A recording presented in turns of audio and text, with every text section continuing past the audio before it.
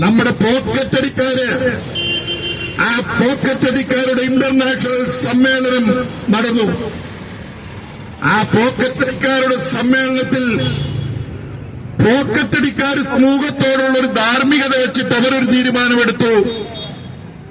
മരണവീട്ടുകളിൽ പോയി പോക്കറ്റടിക്കാൻ പാടില്ല.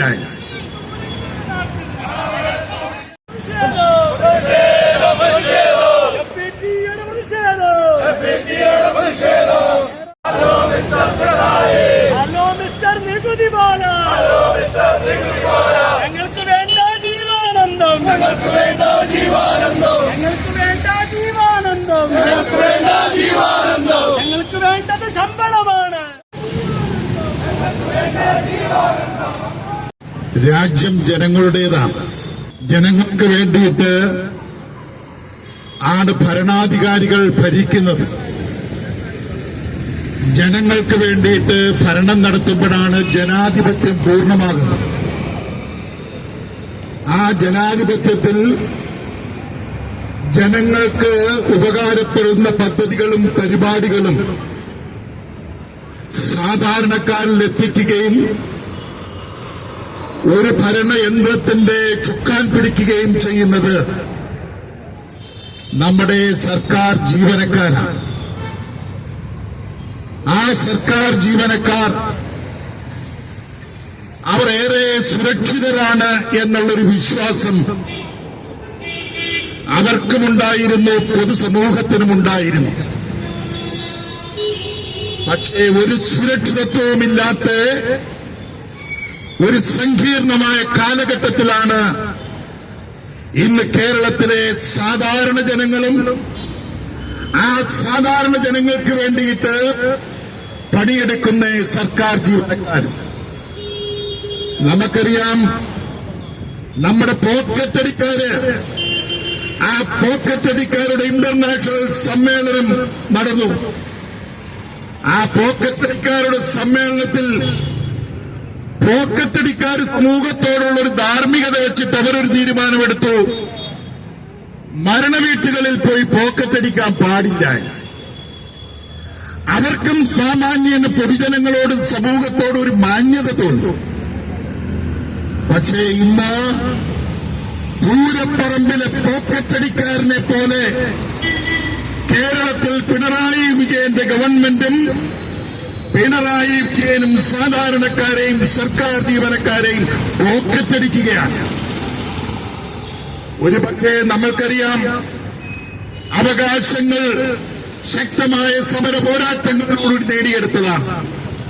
ലോകത്തിലാദ്യമായി നിങ്ങൾക്കറിയാം, ബാലറ്റ് പേപ്പറിൽ കൂടി അധികാരത്തിൽ വന്നത് ഈ കൊച്ചു കേരളത്തിലാണ് കമ്മ്യൂണിസ്റ്റുകാർ.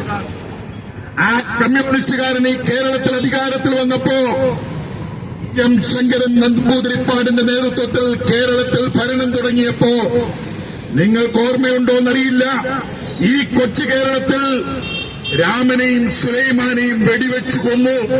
ഈ എം ശങ്കരൻ നമ്പൂതിരിപ്പാടിന്റെ കമ്മ്യൂണിസ്റ്റ് പാർട്ടിയുടെ ഭരണകൂടം എന്തിനു വേണ്ടിയിട്ടാണെന്നറിയാമോ?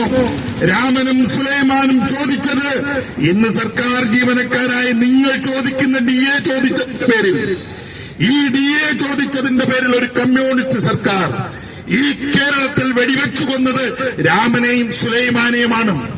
നിങ്ങൾക്കറിയാമോ, ഈ കൊച്ചു കേരളത്തിൽ, ഈ തിരുവനന്തപുരം ജില്ലയില് നമ്മുടെ തുമ്പയിൽ നിങ്ങൾക്കറിയാം, ഗ്ലോറി എന്ന പൂർണ്ണ ഗർഭിണിയെ സമരം നടത്തിയതിന്റെ പേരിൽ ഈ കൊച്ചു കേരളത്തിൽ കൊന്നൊടുക്കിയത് കമ്മ്യൂണിസ്റ്റുകാരന്റെ ഭരണത്തിന് കീഴിലാണ്. നിങ്ങൾ കമ്മ്യൂണിസ്റ്റുകാരന്റെ ഭരണം പരിശോധിച്ചാൽ നിങ്ങൾക്കറിയാം, എം ശങ്കരൻ നമ്പൂതിരിപ്പാടിന്റെ കാലത്ത് സർക്കാർ ജീവനക്കാരുടെ സമരം നിരോധിക്കപ്പെട്ടപ്പോൾ തെരുവിലിറങ്ങിയ സർക്കാർ ജീവനക്കാരെ പോലീസ് ലാത്തിചാർജ് ചെയ്തപ്പോൾ അന്ന് ശങ്കരൻ നമ്പൂതിരിപ്പാട് പറഞ്ഞെന്താ, പോലീസുകാരന്റെ കയ്യിലിരിക്കുന്ന ലാത്തി ഊത്തൂതാനുള്ളതല്ല, അത് തല്ലാനുള്ളതാണ്. അന്ന് നെഞ്ചു വിരിച്ചു നിന്ന് പറഞ്ഞപ്പോൾ ഈ NGO യൂണിയൻകാരും അതുപോലെ തന്നെ സർക്കാർ ജീവനക്കാർക്ക് നേതൃത്വം കൊടുക്കുന്ന സംഘടനകളും മിണ്ടിയിട്ടില്ല. മറ്റൊന്ന്, ഇന്നിപ്പോ ഒരുപക്ഷെ സർക്കാർ ജീവനക്കാർ അവരുടെ പെൻഷൻ പ്രായം കൂട്ടണമെന്ന് ആഗ്രഹമില്ല. പക്ഷെ അന്നത്തെ കാലത്ത് 58 വയസ്സുണ്ടായിരുന്ന സർക്കാർ മേഖലയിൽ അത് 55 ചുരുക്കിയത് നടന്നുകൊണ്ടിരിക്കുമ്പോഴാണ്. പിന്നെ ആ ചരിത്രം ഇങ്ങോട്ട് പരിശോധിച്ചാൽ ജീവനക്കാർക്കെതിരെയുള്ള എല്ലാ നിയമങ്ങളും ഇവിടെ ചെറുതായി നടപ്പിലാക്കിയിട്ടുള്ളത് കമ്മ്യൂണിസ്റ്റ് മന്ത്രിമാർ, ഈ മുഖ്യമന്ത്രിമാർ കേരളം ഭരിച്ചപ്പോഴാണ്. കേരളത്തിൽ 36 കൊല്ലം 36 വർഷം ഈ കേരളമുണ്ടായിട്ട് ഈ കേരളം ഭരിച്ചത് കമ്മ്യൂണിസ്റ്റുകാരാണ്. ആ കമ്മ്യൂണിസ്റ്റുകാര് കേരളം ഭരിക്കുമ്പോ ഇന്ന് നിങ്ങൾക്കറിയാം, നിരന്തര സമര പോരാട്ടങ്ങളിൽ കൂടി സാധാരണക്കാരൻ നേടിയെടുത്ത എല്ലാ ആനുകൂല്യങ്ങളും കവർന്നെടുക്കുകയാണ്. ഇന്നത്തെ പോരാട്ടം എന്താ? നേടിയെടുത്ത അവകാശങ്ങൾ സംരക്ഷിക്കാൻ വേണ്ടിയിട്ടാണ് സർക്കാർ ജീവനക്കാരും പാടത്ത് പണിയെടുക്കുന്നവനും ചുമടെടുക്കുന്നവനും കർഷകനും ഈ രാജ്യത്ത് തെരുവിൽ ജീവിക്കുന്ന മുഴുവൻ തൊഴിലാളികളും ഇന്ന് ഈ ഗവൺമെന്റിനെതിരെ സമരം നടത്തുന്നത് കൂലി വർധനവിന് വേണ്ടിയിട്ടല്ല, ആനുകൂല്യങ്ങൾ വർദ്ധിപ്പിക്കാൻ വേണ്ടിയിട്ടല്ല, ഉള്ള ആനുകൂല്യങ്ങളും അവകാശങ്ങളും സംരക്ഷിക്കുന്നതിന് വേണ്ടിയിട്ട് തൊഴിലാളി വർഗ സർവാധിപത്യത്തിന്റെ പേരിൽ ഭരണത്തിലേറിയ കമ്മ്യൂണിസ്റ്റുകാരുടെ മുമ്പിൽ സമരം നടത്തിയാണ്.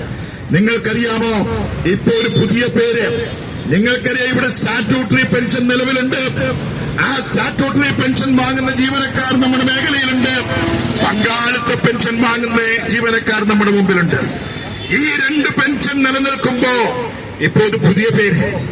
ഇതൊന്നുമല്ലാതെ നമ്മൾക്കറിയാം GIS-ഉം FLA-യും അതുപോലെ തന്നെ LIC പോലുള്ള ഇൻഷുറൻസ് പദ്ധതികള് വേറെ നിരവധിയുണ്ട്.